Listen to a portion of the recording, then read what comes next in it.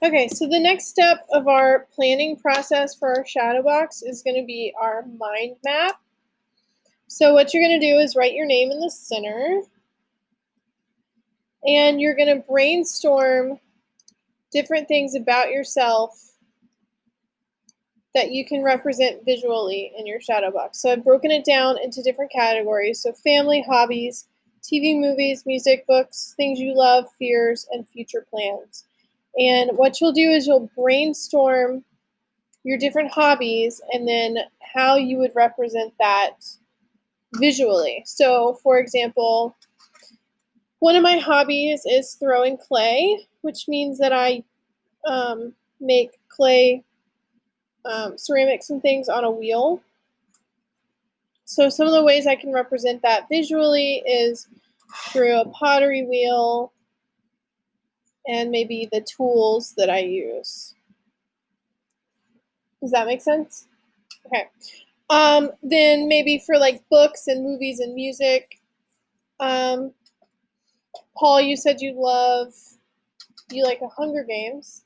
Might not be your favorite, but if you were to do the Hunger Games, then you would write Hunger Games here. And how would you represent that visually? It would be really challenging as an Art 1 student to draw Katniss Everdeen, but you could draw the Mockingjay, what it's called? Mockingjay pin. You could draw that hand signal that she uses in the movie or book.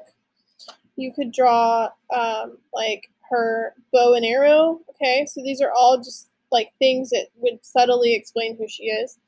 In terms of family, I would just pick 3 people in your family. I mean, maybe they're the ones you love the most. I don't know. But for instance, I have a sister who lives in, my sister's name is Amy. So if I were to think of the things that would represent her, it could be like her cats. I could draw her cats. I could draw the state of Louisiana because she lives in LA, in Louisiana. She's also a music teacher, so I could do music notes or instruments. Instruments. So you're coming up with the thing, the hobby, or the family member, or the favorite book or movie, and then how you would represent that visually.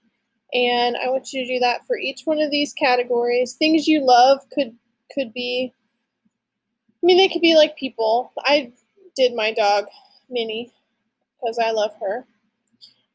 It could also be like places. Like I love the country France, things like that.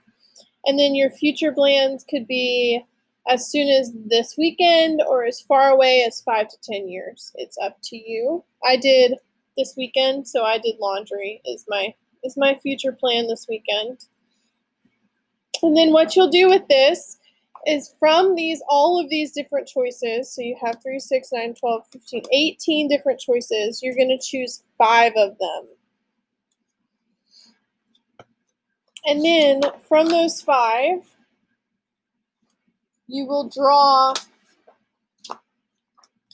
represent those things visually. And it says, for your directions, it says choose 5 things from your mind map, 5 things that best describe you, and represent those words visually. Okay, following me? And then I want you to write either under the square or next to the square why that thing represents you. And in your sketches, you'll use color. So I completed my sketches the other day, and you can't see it because it's in my notebook. But for instance, I did a French flag and pastries because I lived in France and I love pastries, like a ridiculous amount.